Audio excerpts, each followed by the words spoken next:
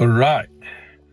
My contemplation this morning is on the news I saw. I saw the news in Guardian. Let me read the headline. It says, 4 years on, why AfCFTA impact on Nigerian trade integration, economic growth remain lean. And it said when the AfCFTA came into effect January 1, 2021, it signposted a pivotal moment of economic growth and regional integration. After 4 years of implementation, Nigeria, one of the signatories to the agreement, is neither here or there in fully tapping into the benefit of this continental trade blueprint. Despite the promises of increased trade, reduced tariff, market access, Nigeria's experience highlights the complexity of navigating such a large-scale agreement. Now, let me say something about this, and this is my contemplation this morning. You know, people ask me about different free trade agreement we've had. The unilateral law of the US, that's the AGOA, Africa Growth and Opportunity Act, and also AfCFTA is the same problem. You know, it's like the fact that we have AfCFTA is not going to change anything. We, as a country, we are not yet very serious about export, and it's very obvious. And I think it's because we have alternative, actually. But let me say something also, that the fact that Nigeria signed AfCFTA late, and then we ratified, I think we ratified late 2020.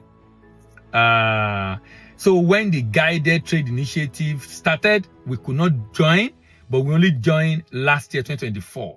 People already started trading 2023.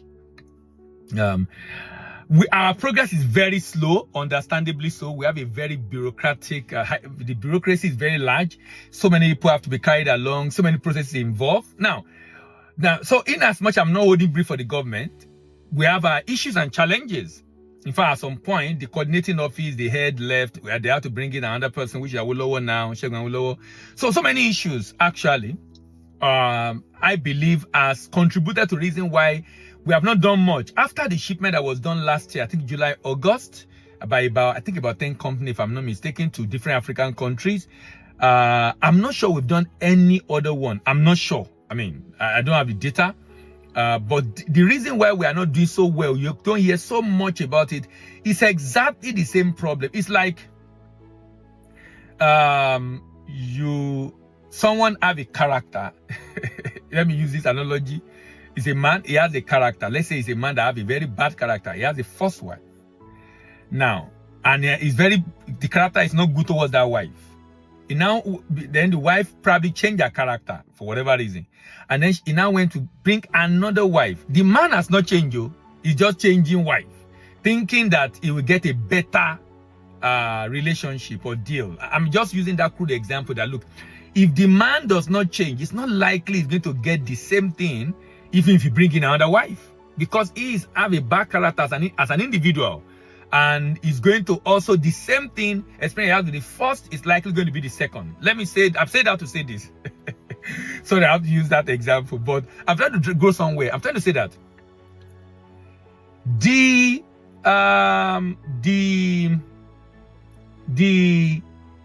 agreement Nigeria already have under ECOWAS, ETLS, the unilateral law of US, AGOA, they already fit the agreement Nigeria will benefit from. And Nigeria is not maximizing them yet.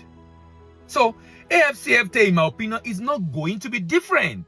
It's not going to be different because we've not really done well as far as growing non-oil export is concerned. And for me, I won't blame NPC for this, not even Ministry of Trade. I will go straight for the presidency. And the reason is this.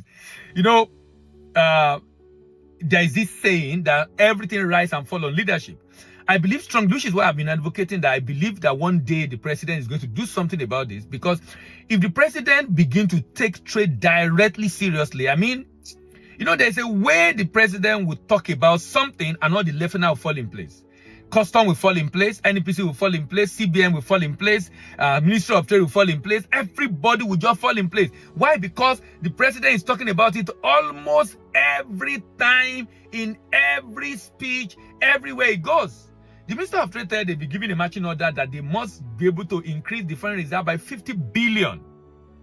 Fantastic initiative. The question is, if that's coming from the presidency, my question is, so what is being done? What is being done to be able to ensure this is done? Is it just through foreign direct investment? Foreign direct investment is great. It's very good. The only challenge I have with foreign direct investment is, foreign portfolio investment is, the decision is to be taken by people based on whatever the way they perceive you. Trump just came in less than 1 week. There's a pledge of $1 trillion. The $500 for the Stargate project, AI project, and the like, an IT project, another $600 billion from the from Saudi Arabia. I'm not surprised at this because the way US is perceived and because of the way even Trump himself is perceived and the relation you have with those people. So it's important that we don't rely on foreign direct investment. There are a lot of baggage with the current government, that a lot of issues that people have, both locally and foreign. So I feel that in as much as the president is doing a lot to be able to redeem that image and help to be able to get investor in, you know, they might just accord courtesy maybe during those meetings and visit, but we're not really seeing the impact in the economy. So I feel it's also good that the president begin to look at another option. Why I'm not saying we should not continue our foreign direct investment effort is good, but in addition to that, the president should give a matching order to NEPC and foreign and Minister of Trade. We must increase among the basket of the 50 billion we're looking at annually for effect. Non-oil exports should take charge. We need to give non-oil export the pride of place. We need to ensure that non-oil export is the one that is leading the way in this regard. Now, if we are going to maximize AfCFTA, if we are going to ensure, like this report is saying, that the impact is lean, number one is how many businesses in Nigeria are aware of AfCFTA? How many businesses? Increased level of awareness about the protocol in the agreement, about the profit of publication in the agreement, about the paperwork in the agreement, about how to get payment in this agreement, about the purchaser, getting purchasers in this agreement. There must be an awareness. I mean, you know, the kind of awareness we have when we have election, the way you know the candidate, the level of publicity. If we don't deploy that kind of publicity, and then in addition, post-export incentive to support, to assist, to guide, to ensure that if someone wants to do a business and is thinking of a business to do, is aware of AfCFTA, number one, and is almost compelled to do AfCFTA because of all the benefit it will get. And why this is being done, as we increase the awareness, we should also increase export readiness. Export readiness. I heard there will be a census for MSME in the country by Minister of Trade. Very good. How many of them are export ready? Can we begin to take export readiness seriously? There are agencies of government in some countries that don't joke with export readiness. They work with businesses to ensure they are export ready. They conduct export readiness assessment and work with them to fill the gap of export readiness. If we want to grow non-oil export, we must grow the number of exporters in Nigeria. Because the big exporters now are getting to their peak, and they are doing $1 million, $2 million, $3 million per annum. But because they are not investing to expand their capacity, that's the highest they can do in a year. Can we begin to now add to it by increasing the number of exporters, the number of businesses in export? How do we do that? By doing awareness and export readiness. Awareness and export readiness. And as you give this awareness and export readiness, then we must provide support to mitigate risk. Export credit insurance. So that if for any reason people come into this space, they have one issue or the other, they must know that the government is by their side. The coordinating office of AfCFTA must engage NEPC, NEXIM, Prime Minister of Agriculture, NISAL to work together.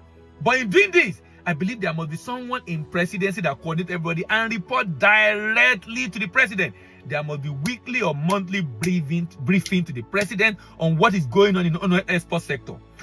If that is not done, and the people know the president is expecting report every week or every month, and if you don't fall in line, you are going to be indicted.